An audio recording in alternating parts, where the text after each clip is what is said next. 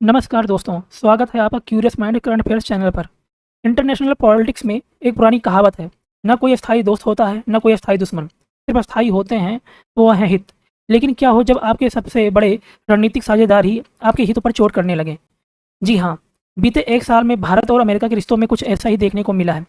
जिन रिश्तों को कभी 21वीं सदी की सबसे महत्वपूर्ण साझेदारी कहा जा रहा था, आज उनमें गहरी दरारें साफ देखी जा सकती हैं। ट्रंप प्रशासन के भारत पाक विवाद में अजीबोगरीब दावों से लेकर रूसी तेल आयात पर भारत को घेरने की कोशिशें और अब मिडिल ईस्ट में भारत के रणनीतिक प्रोजेक्ट्स पर सीधे अमेरिकी हमले, ये सब एक ही तरफ इशारा कर रहे हैं कि बदलते अमेरिका पर अब आंख मूंद कर भरोसा नहीं किया जा सकता। आज की इस वीडियो में हम बात करेंगे कि कैसे एक तरफ अमेरिका चीन के सामने सरेंडर करने की राह पर है और दूसरी तरफ भारत पर 100% टैरिफ लगाने की धमकी दे रहा है। क्या चाबहार में भारतीय नाविकों की मौत और वॉच टावर का ध्वस्त होना सिर्फ एक कोलेटरल डैमेज था, या वाशिंगटन से नई दिल्ली को दिया गया एक सीधा संदेश? चलिए गहराइयों से समझते हैं। आइए कहानी की शुरुआत करते हैं उस मोर्चे से जो किसी भी देश की रीढ़ होती है, यानी अर्थव्यवस्था। साल 2026 की शुरुआत में दोनों देशों के बीच एक बड़ी ट्रेड डील को लेकर काफ़ी उम्मीदें थी। नई दिल्ली के गलियारों में हाई लेवल मीटिंग्स हुई, बड़े बड़े दावे किए गए, लेकिन नतीजा बिल्कुल शून्य रहा। लेकिन बात सिर्फ डील ना होने तक सीमित नहीं है, खतरा इससे कहीं बड़ा है। वर्तमान में भारत पर यूएस ट्रेड रिप्रेजेंटेटिव की ओर से सेक्शन 301 के तहत 12.5% अतिरिक्त टैरिफ लगाने की तलवार लटक रही है। अमेरिका का कहना है भारत से आने वाली कुछ वस्तुएं कथित तौर पर बंधुआ मजदूरी के जरिए बनाई जा रही हैं।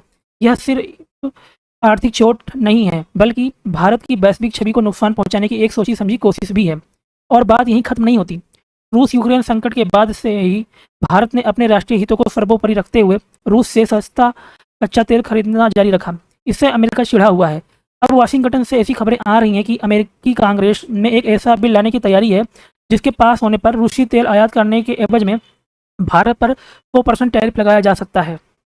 अगर यह 100% टैरिफ लागू होता है तो अमेरिका को होने वाला हमारा एक्सपोर्ट पूरी तरह ठप हो सकता है। यह दोस्ती का हाथ बढ़ाना ही नहीं, बल्कि रणनीतिक रूप से हाथ मरोड़ने जैसा है। अब चलते हैं उस घटनाक्रम की ओर जिसने भारतीय रक्षा और विदेश नीति के गलियारों में हड़कंप मचा दिया। तारीख थी 8 और 9 जुलाई। अमेरिका ने ईरान के कई सैन्य ठिकानों के साथ साथ रणनीतिक रूप से बेहद महत्वपूर्ण चाबहार बंदरगाह पर जबरदस्त हमले किए। इन हमलों में भारत द्वारा संचालित वाहिद बेहिश्ती पोर्ट टर्मिनल वॉच टावर पूरी तरह ध्वस्त हो गया।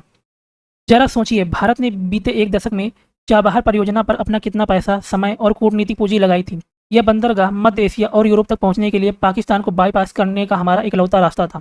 दिलचस्प और दुखद बात यह है कि पिछले साल के आखिर में जब ईरान संकट गहराया तो भारत ने एक कड़ा फैसला लेते हुए अमेरिका इजराइल पक्ष का परोक्ष रूप से समर्थन भी किया था। लेकिन अंतर्राष्ट्रीय राजनीति में वफादारी की कोई कीमत नहीं होती।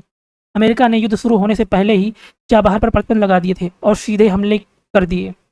इन अमेरिकी हमलों में भारतीय नाविकों वाले जहाज को भी निशाना बनाया गया, जिससे हमारे बेकसूर लोग भी मारे गए। जब भारत ने इस पर अपना कड़ा कूटनीतिक विरोध दर्ज कराया तो नए अमेरिकी विदेश मंत्री मार्को रूबियो ने इसे सिरे से खारिज कर दिया। रूबियो का बयान बेहद रूखा और अहंकारी था। उन्होंने साफ कह दिया कि नाकेबंदी का उल्लंघन किसी भी कीमत पर स्वीकार नहीं किया जाएगा, चाहे वह भारत जैसा रणनीतिक पार्टनर ही क्यों ना हो।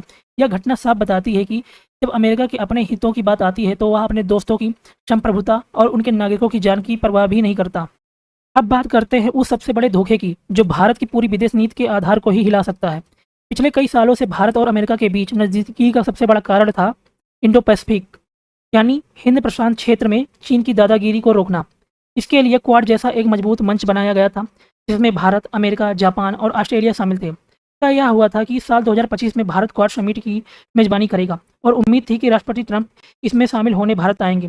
लेकिन वह समिट ठंडे बस्ते में चली गई और इस साल भी इसके होने की कोई दूर दूर तक संभावनाएं नजर नहीं आ रही हैं, क्योंकि वाशिंगटन का हवा का रुख बदल चुका है। मई के महीने में ट्रंप ने चीन की यात्रा की और खबरें यह हैं कि सितंबर में चीनी राष्ट्रपति शी जिनपिंग अमेरिका की यात्रा पर जा सकते हैं। जब महाशक्ति आपस में डील करने लगती हैं तो मोहरे किनारे लगा दिए जाते हैं। ऐसा लगता है कि अमेरिका ने अपनी पूरी इंडो पैसिफिक नीति के औचित्य को ही कमजोर कर दिया है। इस बात का सबसे बड़ा सबूत जानते हैं क्या है?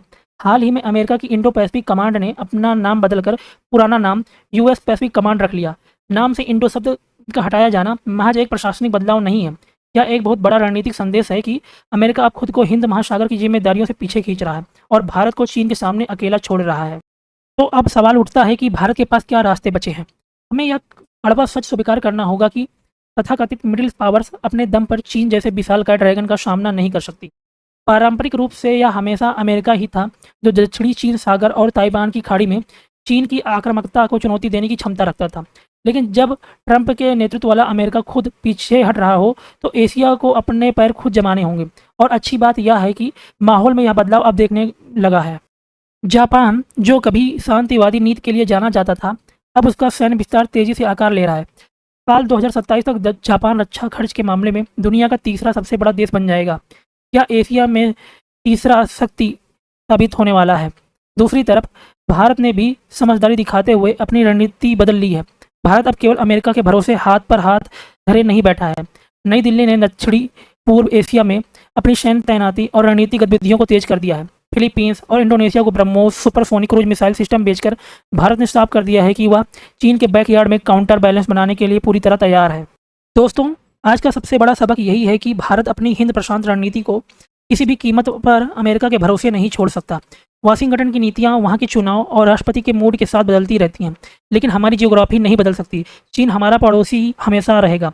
जिस रणनीतिक जिम्मेदारी का वादा कभी क्वाड ने बड़े जोर शोर से किया था, वह जिम्मेदारी अब मुख्य रूप से 3 देशों के कंधों पर आ गई है, भारत, जापान और ऑस्ट्रेलिया। अब समय आ गया है कि हम अमेरिकी रुख से प्रभावित हुए भी मिनीलेटरल व्यवस्था का निर्माण करें। हमें एक ऐसे छोटे लेकिन बेहद मजबूत ग्रुप्स बनाने होंगे जो हिंद प्रशांत क्षेत्र की सुरक्षा और स्थिरता को संभाल सकें। अमेरिका एक महत्वपूर्ण साझेदार बना रहेगा, लेकिन वह हमारा इकलौता तारणहार नहीं हो सकता। आत्मनिर्भरता सिर्फ अर्थव्यवस्था में नहीं बल्कि कूटनीतिक और राष्ट्रीय सुरक्षा में भी उतनी ही जरूरी है।